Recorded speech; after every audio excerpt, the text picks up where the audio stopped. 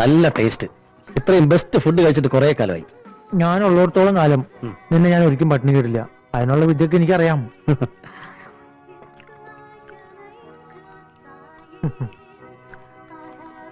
വേറെ കഴിക്കേണ്ട വേണ്ട? ചപ്പാത്തി chicken fry. Okay sir.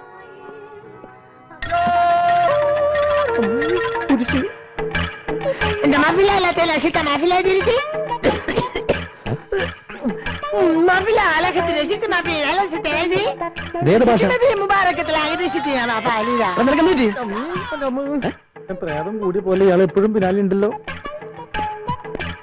Appu, നീ എന്താ ഇവിടെ?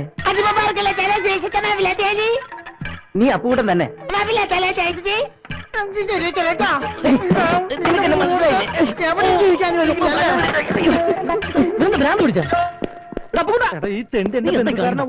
വയറു നിറച്ച ആഹാരം കഴിക്കാൻ അവസരം കിട്ടിയിട്ട് അതിനും വിധയില്ലാണ്ടായി. എവിടെങ്കിലും വന്ന് ജീവിക്കാന്ന് വിചാരിച്ചാ അവിടെ മുഴുവൻ ഈ ശല്യങ്ങളല്ലേ. എന്താ ചെയ്യാ? ഒക്കെ വിധിയാടാ. എന്റെ അമ്മ ഉണ്ടായിരുന്നെങ്കിൽ എനിക്ക് ഈ ഗതിയൊന്നും വരില്ലായിരുന്നു. ആവശ്യത്തിലധികം സ്വത്ത്, ഒരേ ഒരു മകൻ. പറഞ്ഞിട്ടെന്താ കാര്യം?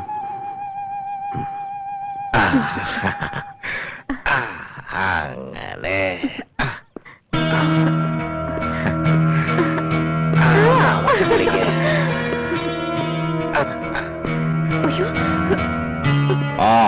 തെണ്ടി തിരിഞ്ഞ് നടന്നിട്ട് രാത്രി ഭക്ഷണം കഴിക്കുന്ന സമയമായപ്പോഴത്തേക്ക് കയറി വരുന്നു. എവിടെയായിരുന്നു ഇത്ര നേരം? ഞാനെവിടെയായിരുന്നു? അച്ഛനെന്താ? അച്ഛനോട് കാണിക്കുന്ന തോന്നിയാസം കണ്ടോണ്ട് ഞാനും കൂടെ ഇവിടെ നിൽക്കണോ? കാള പോലെ വളർത്തി പഠിപ്പിച്ചിട്ട് നീയല്ലേ വയസ്സുകാലത്തിന് നോക്കുന്നത്? നോക്കാനെങ്ങനെ? വീട്ടിൽ അല്പങ്ങൾ സ്വയം തന്നിട്ടുണ്ട്. വെളിയിറങ്ങി നടക്കാൻ വയ്യ മനുഷ്യന്. തൊലി ഒരിയും. അച്ഛനോട് കാണിക്കുന്ന വൃത്തികളുള്ള നാട്ടിൽ പാട്ടാ. സർവീസ് ഇരിക്കുമ്പോൾ ചെല്ലുന്നിടത്തൊക്കെ ഉണ്ടാക്കി വെച്ചുള്ള ഓരോ ബന്ധങ്ങളുണ്ടല്ലോ. ആ കഥ കേട്ട് കേട്ടാ എന്റെ അമ്മ മരിച്ചത്.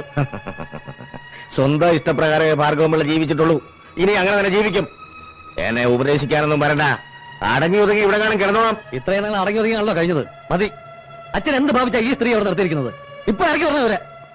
ഇത് എന്റെ വീടാ. ഇവരെ ഇറക്കി വിടാൻ പറയാൻ നീ ആരാ?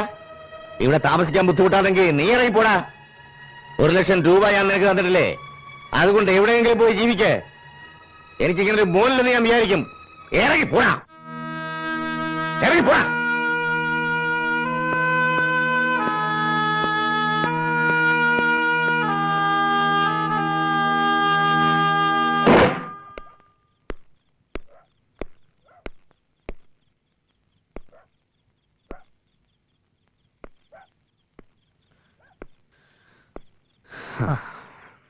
നീ എന്ത് ഈ നേരത്ത്? ഇന്നും അച്ഛനായിട്ട് വഴക്കുണ്ടാക്കിയോ? ഇനി ഞാൻ ആ വീട്ടിലേക്കില്ല. അതെന്റെ വീടല്ലടാ. എല്ലാം വിധിയാണ് മോനെ. കൊറേയൊക്കെ കണ്ടില്ലെന്ന് അടിക്കണം. എത്രയെന്ന് വെച്ചാ കണ്ടില്ലാന്ന് നടിക്കുന്നത്? മടുത്തു. മരിച്ചുപോയ എന്റെ അമ്മയുടെ സ്ഥാനത്ത് ആ സ്ത്രീയെ കാണാൻ എനിക്ക് പറ്റില്ല. എന്തായാലും ഇനി ഞാൻ ആ വീട്ടിലേക്കില്ല. മോനിവിടെ നിന്നോ. സൗകര്യമൊന്നും ഇല്ലെങ്കിലും ഇത് നിന്റെയും കൂടി വീടാ. ആ, നിങ്ങൾ സംസാരിച്ചിരിക്കെ. ഞാൻ അടുക്കളയിലേക്ക് ചെല്ലട്ടെ. ഞാൻ ഇന്ന് തന്നെ സിറ്റിയിലേക്ക് പോവാ. ജോൺസൺ ആൻഡ് ജേസൺ കമ്പനിയിൽ ജോലിക്ക് വേണ്ടി കൊടുത്ത കാശിന്റെ കാര്യം തിരക്കണം. നീ വരുന്നോ? അതെന്താ നീ അങ്ങനെ പറയണത്? നമുക്ക് രണ്ടുപേർക്കും കൂടി ചെല്ലു നീ കാശ് കൊടുത്ത്. എന്തായാലും നേരം വിളിക്കട്ടെ. നാളെ ഞാനും കൂടി വരാം. അമ്മേ, നാളെ ഞങ്ങൾ ജോലിക്കാര്യത്തിന് വേണ്ടി പട്ടണം വരെ ഒന്ന് പോവാ. ഈശ്വരൻ നിങ്ങളെ അനുഗ്രഹിക്കും മക്കളെ. നീ കഞ്ഞി കുടിക്കടാ. വീട്ടിൽ നിന്ന് ഇറങ്ങിയിട്ട് ഒരു കത്ത് പോലെ അയച്ചില്ല. അമ്മയും നീറ്റുമാരും വിഷമിക്കുന്നുണ്ടാവും. ഞാൻ വീട്ടിലേക്ക് എഴുതിയ കത്തൊന്ന് വായിക്കാം. പ്രിയമുള്ള അമ്മയ്ക്കും കൊച്ചനുജത്തിമാർക്കും, എനിക്കും അനന്തനും ജോലി ഇവിടെ കിട്ടി. നല്ല ഒന്നാന്തരം ജോലിയാണ്.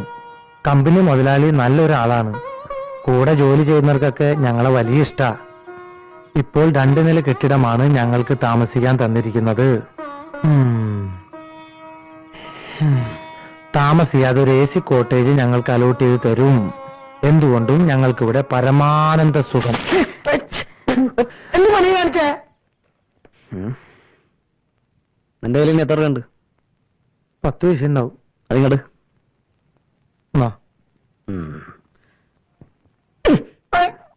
10 പൈസയും കൊണ്ട് നടക്കുന്നു. ഏ?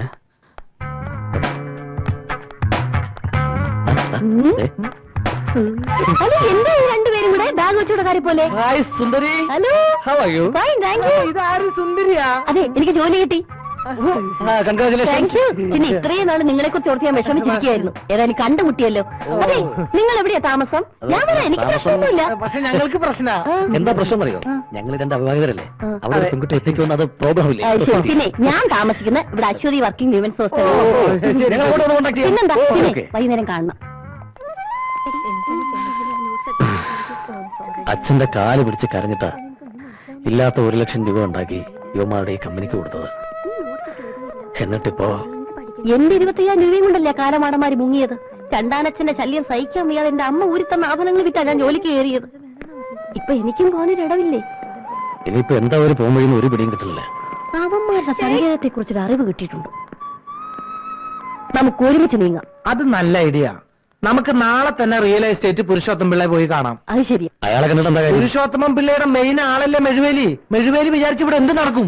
കറക്റ്റ്. ഓക്കെ, എന്നാ ഇന്ന് എന്നെ കണ്ടല്ലോ. ഓക്കെ.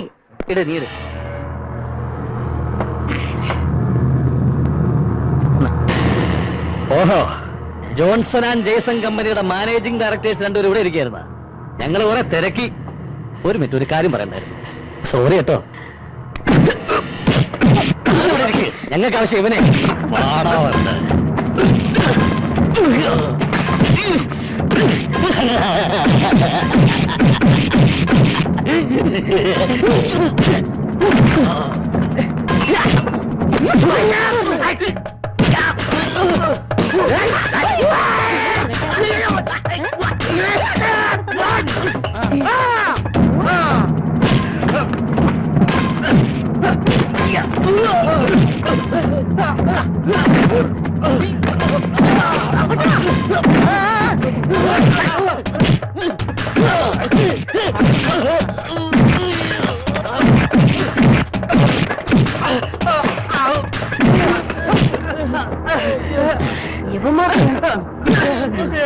ഒന്നും ചെയ്തേക്കല്ലേ സാറേ. ക്യാഷ് അവിടെ ഇരിപ്പുണ്ട്. ഞങ്ങളുടെ കയ്യിൽ തന്നെ ഉണ്ട് സാറന്മാരെ.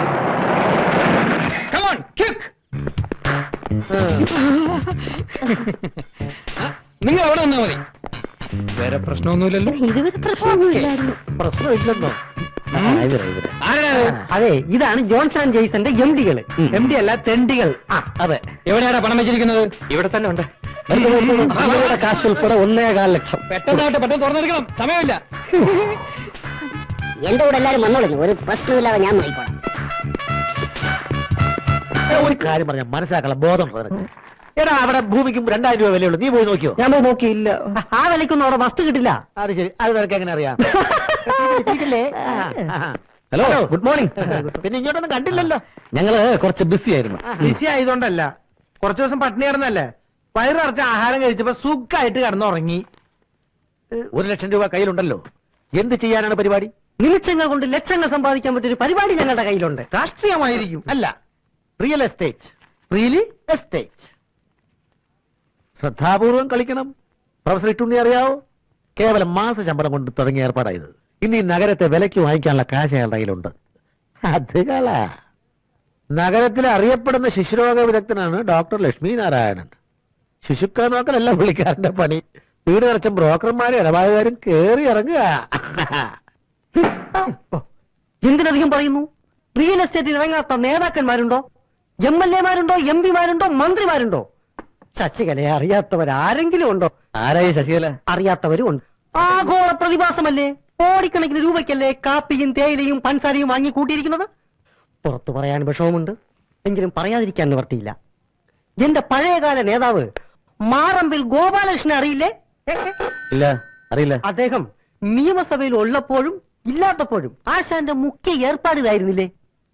പക്ഷെ ഇപ്പൊ വിജിലൻസിലാ. റിയൽ എസ്റ്റേറ്റ് ബോർഡ് വെച്ചല്ലേ തൊഴിലാത്ത ചെറുപ്പക്കാർ ഇപ്പോൾ വലിയ വീട്ടിൽ കയറി കല്യാണം കഴിക്കുന്നത്? ക്ലാസുകൾ ബഹിഷ്കരിച്ചല്ലേ കോളേജ് പിള്ളേർ ഇപ്പോൾ വസ്തു കച്ചവടത്തിന് ഇറങ്ങിയിരിക്കുന്നത്? ഇത് നിങ്ങൾക്കൊരു സുവർണാവസരമാണ്. നിങ്ങൾക്കറിയാമോ, കേവലം 1 വർഷം മുമ്പ് എനിക്ക് ചായ വാങ്ങി തരാൻ വന്ന ഒരു ചെറുപ്പക്കാരന്റെ കഥ? ഇന്ന് അവൻ കോടികളുടെ അധിപതിയാണ്. അതാണ് വിൽസൺ പാറേക്കാരൻ.